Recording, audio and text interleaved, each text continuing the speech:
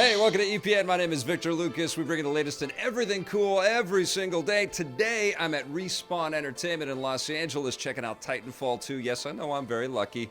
This rundown is dedicated to Deborah Baker. Thank you so much for your support. Let's get started.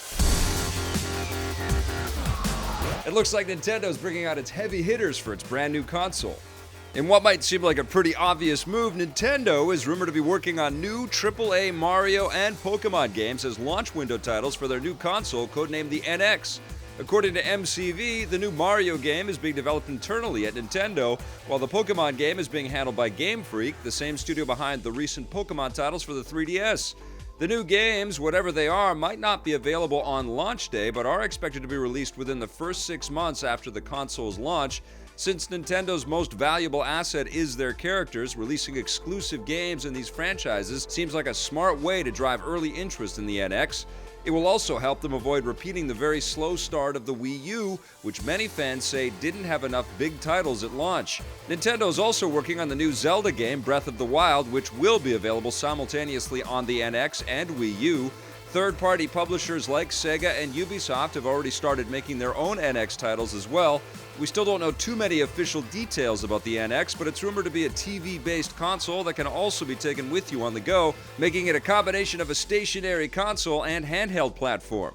This is reportedly Nintendo's way of bridging the gap between mobile and console gaming, which they hope will bring in new, more casual gamers, especially after the now legendary success of Pokémon Go.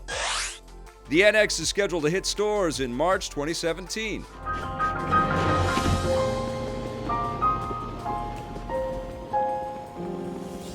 And it looks like Pokémon Go is a little less legendary for now. The game's developer, Niantic Labs, has removed all the high-powered legendary Pokémon that have appeared in the accounts of players across the globe.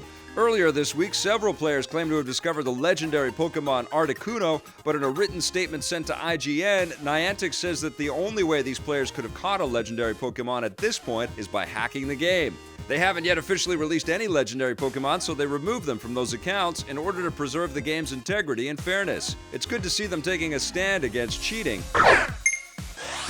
So when will the first legendary Pokémon be released for real? Niantic Labs hasn't exactly revealed when they'll be officially released, but hopefully they'll arrive soon. Speaking of Legendary, don't forget that a big screen Pokémon movie is currently in the works at Legendary Pictures. It will be based on the new game Great Detective Pikachu and is expected to feature live-action actors interacting with CGI animated Pokémon. Although there have been several Japanese anime movies in the franchise, this will be the first Hollywood adaptation, so hopefully it doesn't suck. Expect to see it in theaters in the next few years. The PlayStation Network doesn't have the power. Sony has canceled their PSN Original Series Powers after just 2 seasons. Based on the popular comic series by Brian Michael Bendis and Michael Avon Oeming, the show was Sony's attempt to create original streaming content, kind of like what's already being done by Netflix and Hulu. Now that they pulled the plug, it remains to be seen if Sony will be interested in making more original streaming content in the future. Even though Powers won't be back for a 3rd season, fans will still be able to rewatch the first 2 on the PlayStation Network whenever they want, and thankfully, Brian Michael Bendis has confirmed that the comic series isn't being affected by the show's cancellation. If you want to learn more about Powers, click the link on your screen or in the description below to watch our interviews with the cast and crew at the 2nd season red carpet premiere. Too bad it has to end this way. You were always my favorite. A classic real-time strategy series is suddenly back for another strike.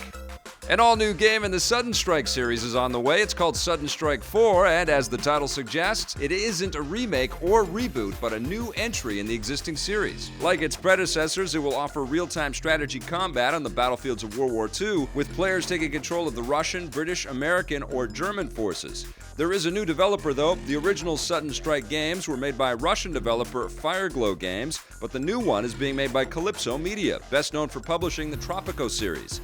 It will deploy on the PC and PS4 in spring 2017. Human beings are about to reach for the moon in a whole new way.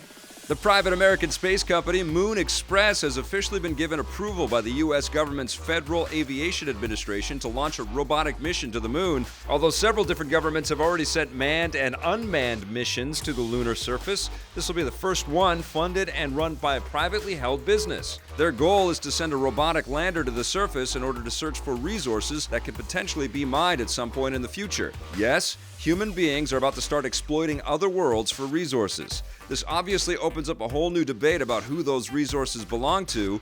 A 1967 treaty signed by the US and 100 other nations says that no country or its citizens can claim sovereignty over the moon, so mining its resources will likely be permitted under the same framework as fishing in international waters.